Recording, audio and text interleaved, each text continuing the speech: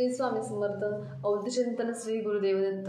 तर डिसेंबर महिन्यामध्ये आता जी एकादश चालू आहे मोक्षदा एकादश, तर ती एकादश कशी करावी, त्याच्या मागचं करण्यामागचं काय कारण आहे, हे व्रत मांडणी कशी करावी हे आज आपण पाहणार आहोत।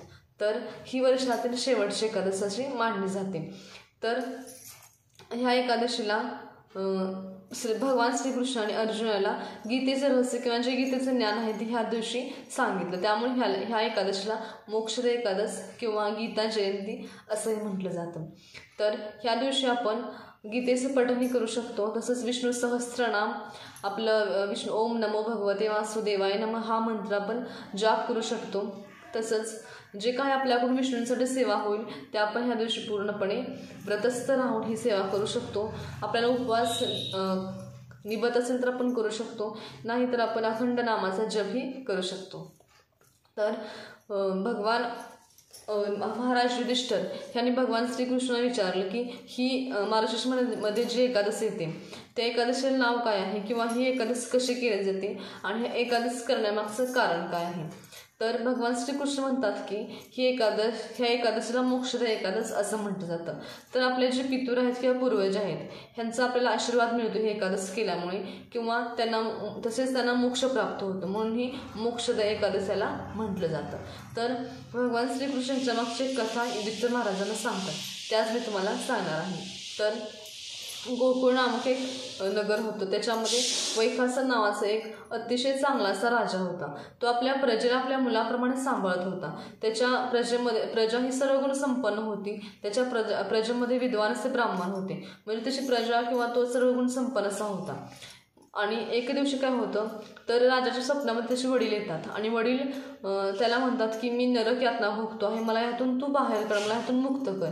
मग सकाळी उठल्यानंतर राजा अतिशय अस्वस्थ होतो। तो आपल्या ब्राह्मणांना हे सर्व सांगतो की मला रात्री माझ्या स्वप्नामध्ये माझे वडील आले आणि माझे वडील मला सांगत होते की मी नरक यातना भोगतो आहे, मला ह्यातून मुक्ती दे। तर मला खूप अस्वस्थ वाटत आहे, माझं कशातच लक्ष लागत नाही।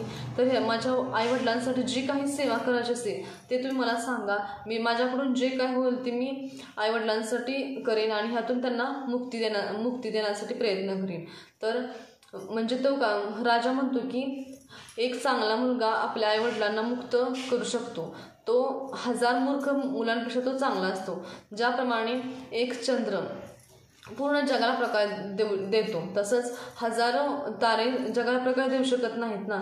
त्यामुळे माझ्याकडून जी काही सेवा होईल आणि जे काही यज्ञ किंवा जे काही व्रतवैकल्य आहे ते काहीतरी उपाय सांगा, जेणेकरून माझ्या वडिलांना मी मुक्ती देऊ शकेन। मग ब्राह्मण सांगतात की ह्याचं आता भूतकाळ भविष्यकाळ वर्तमान काळ हे जे काय आहे ते परतऋषी आहे, त्यांच्याकडून तुम्हाला ह्यातून उपाय भेटेल। मग लगेच राजा परतऋषींच्याकडे जातो, तिथं ते ध्यानस्थ बसले असतात। नंतर राजा ऋषींना नमस्कार करतो आणि मग नमस्कार केल्यानंतर मग ऋषी डोळे झाकून त्याचा राजाचा भूतकाळ पाहत असतात।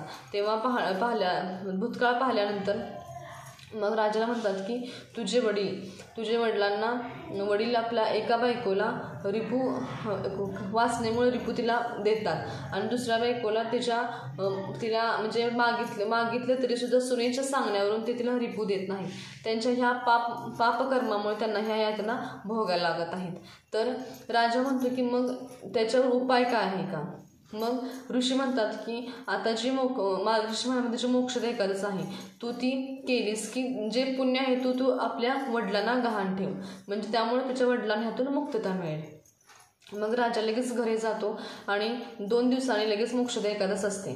तर त्या दिवशी ते आपल्या पूर्ण कुटुंबाला घेऊन मोक्षदा एकादश पूर्ण व्रत करतो, उपवास करतो आणि आपलं जे पुण्य आहे, आपल्या वडिलांचे पुण्य आले आहे ते आपल्या वडिलांना दान करतो। दान केल्यामुळे त्याच्या वडिलांना त्यातून मुक्तता मिळते आणि वडिलांना मुक्तता मिळाल्यामुळं जे ते स्वर्गामध्ये जात असताना मुलगाला आशीर्वाद देतात, तू सुखी राहशील, तुझं कल्याण होईल। म्हणजे अशामुळे त्याला आपल्या वडिलांचा आशीर्वादही मिळाला आणि त्याने आपल्या वडिलांना त्यातून मुक्त केले। तसं त्यासाठी ही मोक्षदा एकादश केली जाते। म्हणजे एक प्रकार की आपले जे पितृ आहेत त्यांचा आपल्याला आशीर्वाद मिळतो, त्यांचे काही त्यांचे काही कर्म असतील किंवा अडचणी असतील त्यातून ते मुक्त होतात.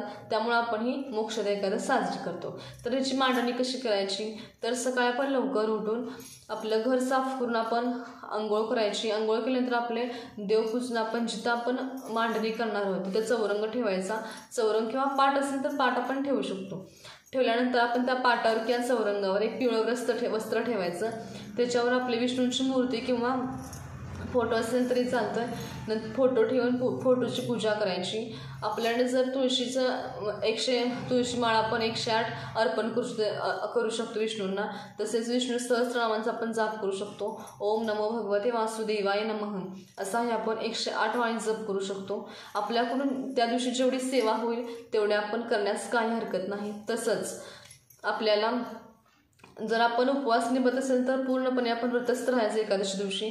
जर उपवास निभत नसेल तर आपण जे काही मंत्र किंवा विष्णूंचे जे मंत्र आहेत किंवा जे चालीसा आहे ते आपण वाचू शकतो. गीतापठण करू शकतो. त्या दिवशी आपण गीतापठण केलं अतिउत्तम असतं. आपल्याला जेवढी सेवा होईल तेवढी तुम्ही सेवा करा. तुम्हाला हा व्हिडिओ कसा वाटला हे मला तुम्ही कमेंटमध्ये कळवा. चॅनलला लाईक करा, शेअर करा, सबस्क्राईब करा. धन्यवाद. श्री स्वामी समर्थ.